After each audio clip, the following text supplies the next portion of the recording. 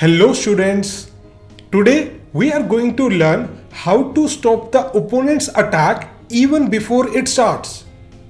In this position we are black and look at the white's king and our king. Both sides have castled on the opposite side, and now you already know that in such positions you should start the pawn storm attack, and white has already started the pawn storm attack. And his idea is to play h4, h5, g5. He wants to continue this pawn storm attack. We know that his idea is to do this pawn storm attack, so we can stop the opponent's attack even before it starts. So here we play bishop to h4. We are physically stopping pawn to h4. Now the pawn to h4 is not possible, and if he cannot push his pawns, then he cannot do pawn storm attack. White plays knight g3. He wants to bring his knight to f5 and attack our bishop. So what do? We stop it. We play pawn to g6. We cover these two squares, and now the knight cannot come forward. White plays king b1 and black plays knight g7. He improves his knight. White develops his piece, bishop d3, and black also develops his queen. White plays bishop h6, and now black plays f6. Now what is the threat? Our threat is we want to play bishop g5. After bishop cross g5, we will play f cross g5, and our rook will become open and it will attack the f3 pawn. So bishop goes back, and now we simply play rook f7. We are just consolidating our position. White plays queen g2, and we bring the knight on f8.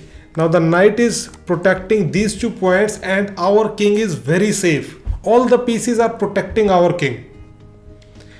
White plays knight e2. Now black finally develops his last piece, and white goes f4.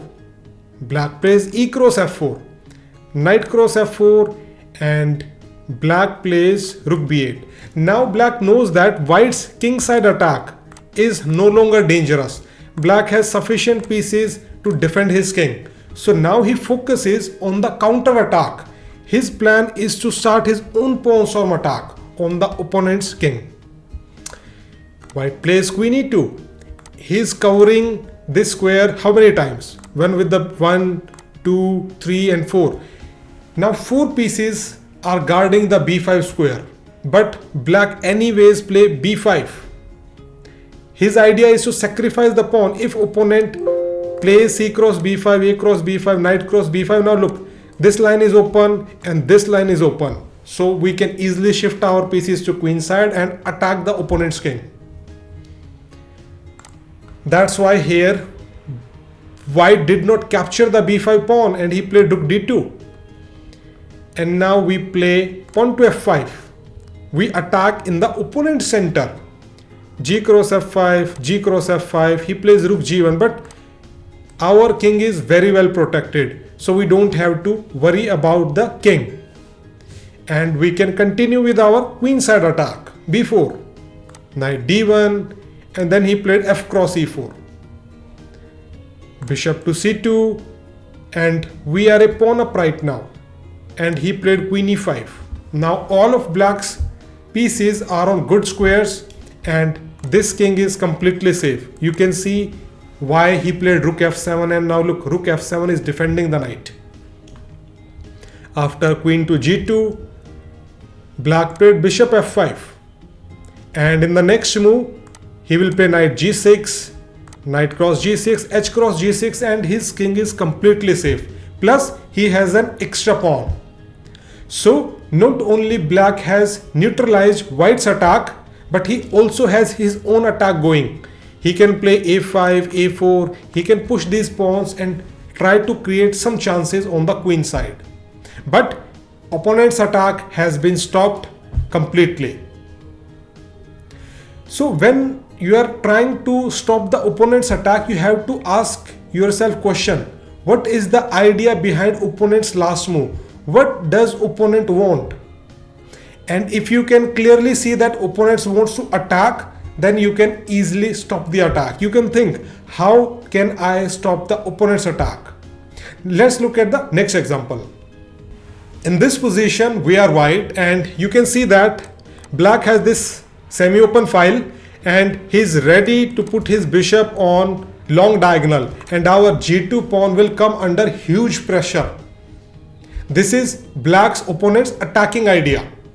And now you think yourself, how do I stop this attack? How do I neutralize the opponent's aggressive intentions? And here white played bishop e2. He brought his bishop back. And the idea is, when black plays bishop c6, you play bishop f3. And now the aggressive bishop has been, now this aggressive bishop will get exchanged. We are going to exchange our light square bishop with opponent's light square bishop. So bishop cross f3, rook cross f3. So one attacker has been neutralized already, and now even if he plays rook g8 and tries to put pressure, it's not so dangerous anymore because king is already protecting it. So our king is now safe. Black plays rook d8 and we just played rook d3. Rook cross d3, rook cross d3. He played queen c7 and he wants to maybe come to c2, so we stop it. Queen goes to d7 and we play queen c1. Now our king is safe. Opponent's attack is not so dangerous now. So we can think about our own attack. We want to go here, attack the queen and attack the pawn. So opponent goes short castle, we go rook c7, queen to d5, and now white played queen e1. This pawn is a weak pawn. This pawn on h4 cannot be defended by any other pawn. So white is going to win material. He went back and white here took the pawn. White has an extra pawn. This pawn is weak. This pawn is weak. White's rook is active. So white has the winning advantage in this position. So when you want to stop the opponent's attack, you have to ask yourself this question: what is the idea behind opponent's last moves? And you have to spot the opponent's aggressive intention. Once you have spot the opponent's aggressive ideas, then you can find a plan. Then you can think, how do I put my pieces so that opponent's attack is stopped? Now in the next few videos, we are going to learn this concept in more detail. Let's go to the next video.